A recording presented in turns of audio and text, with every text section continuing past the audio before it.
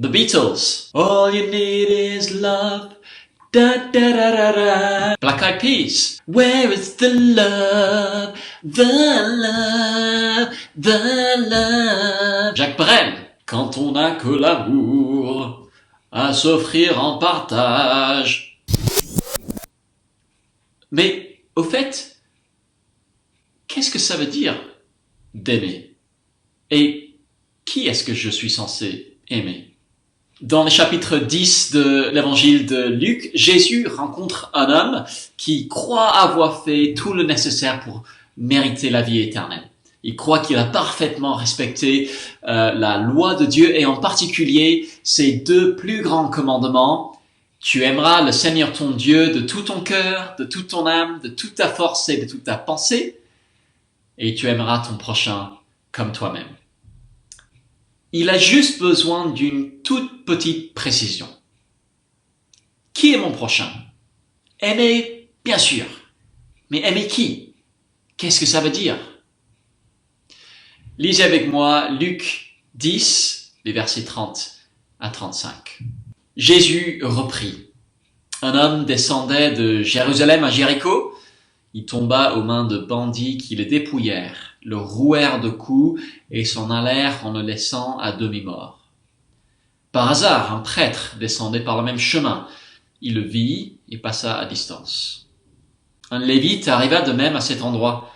Il le vit et passa à distance. Mais un Samaritain qui voyageait arriva près de lui et fut ému lorsqu'il le vit. Il s'approcha et banda ses plaies en y versant de l'huile et du vin, puis il le plaça sur sa propre monture, le conduisit à une hôtellerie et prit soin de lui.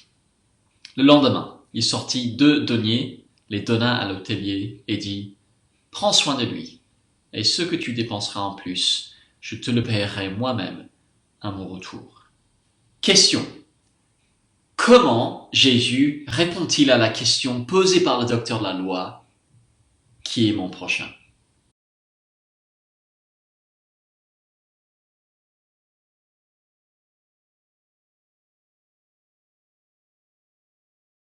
Qui est mon prochain? Qui est sur la liste des personnes que je dois aimer? Mauvaise question, répond Jésus. Aimer son prochain comme soi-même implique d'aimer les autres sans limite en termes de qui on doit aimer et en termes de comment aimer. Cette célèbre parabole le montre bien, très bien. Le Samaritain fait preuve d'abord d'un amour sans discrimination. Il voit allongé à terre un homme qui est son ennemi. Les Juifs et les Samaritains se haïssaient mutuellement. Ils n'avaient pas le moindre rapport les uns avec les autres. Chaque peuple considérait l'autre comme impie. Or, ce Samaritain arrive à dépasser tout ça. Il a compassion de cet homme qui retrouve à demi-mort. Ensuite, il montre un amour sans hypocrisie. Là où le sacrificateur et le lévite passent outre, eux qui étaient censés montrer le plus grand respect des commandements de Dieu, le Samaritain s'approche. Il ne fuit pas sa responsabilité. Il ne se contente pas de bonnes intentions ou de vœux pieux. Non, il agit. Il bande ses plaies, il nettoie ses blessures et il l'emmène avec lui. Et enfin, il aime sans contrepartie. On n'est pas dans le donnant-donnant, il ne demande pas qu'on lui renvoie l'ascenseur, aucune demande de remboursement, il sort son porte-monnaie et il encaisse le coup lui-même. C'est une démonstration impressionnante de ce que c'est d'aimer son prochain comme soi-même. Et ça place la barre très très haute. Et en fait, le but premier de Jésus ici est de montrer que Dieu exige bien plus que ce dont on est capable par nous-mêmes pour obtenir la vie éternelle. Le but de ce passage n'est pas en premier lieu de nous donner un exemple à suivre, mais de montrer que si c'est ça qu'il faut faire pour mériter la vie éternelle, on n'est pas à la hauteur et on a besoin de Jésus comme sauveur. Mais dans un second temps, c'est sûr que ça donne à réfléchir sur l'amour que j'ai pour les autres. Très facile de faire de la discrimination.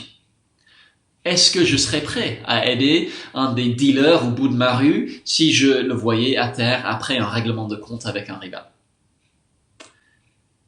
Très facile d'être hypocrite. Oui, je pense à toi, mon ami. J'espère que les choses vont aller mieux pour toi. C'est le genre de choses qu'on dit. Est-ce que je suis prêt à chambouler mon agenda pour montrer un amour concret et pratique pour l'autre?